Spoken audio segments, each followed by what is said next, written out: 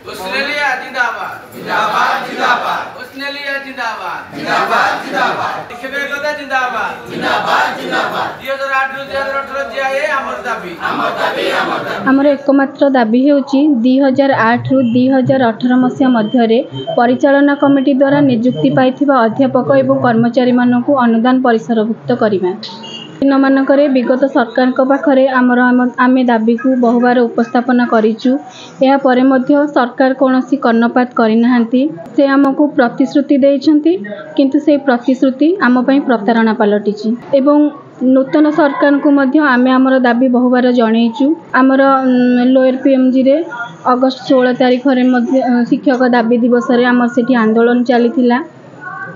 आम संघर निष्पत्ति क्रमे से दिन ठारू आमे कार्यबंद आंदोलन आरंभ करिचु एवं आमे कार्यबंद आंदोलन से पर्यंत जारी रखिबु जे पर्यंत सरकार आमर दाबी पूरण करिनाहांती एवं दरकार पड़िले आम आंदोलन रे आमर छात्र छात्री मानकु एवं अभिभावक मानकु मध्य आमे शामिल करिबु।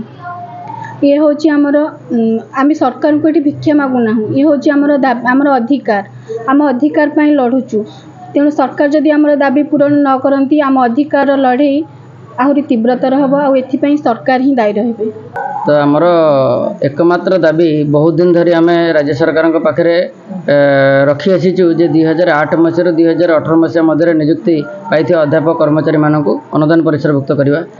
तो जो बीजेपी सरकार बर्तमान शासन कल को आसी पोस्टाल बालट माध्यम ये शिक्षक अध्यापक कर्मचारी जिते समस्त अच्छा आम माने शैक्षिक वातावरण को फेरे आने बीजेपी सरकार को भोट दे जितेलु किंतु आम से दाबी गोटे रोचे 2008 ରୁ 2018 मसीहा मध्य परिचालना कमिटी जो नियुक्ति पाई रेगुलाराइज करने किंतु ए दाबी 2021 मसीहा पर आम तमाम प्रोसेस रे सरकार दाबी कर कौन नीतिगत निष्पत्ति सरकार ए सुधा नौना तेणु बारंबार बाध्य होगी आम राजरास्तार धारणा दूचु जो कि कॉलेज रे पाठपढ़ा बंद हो पिला माने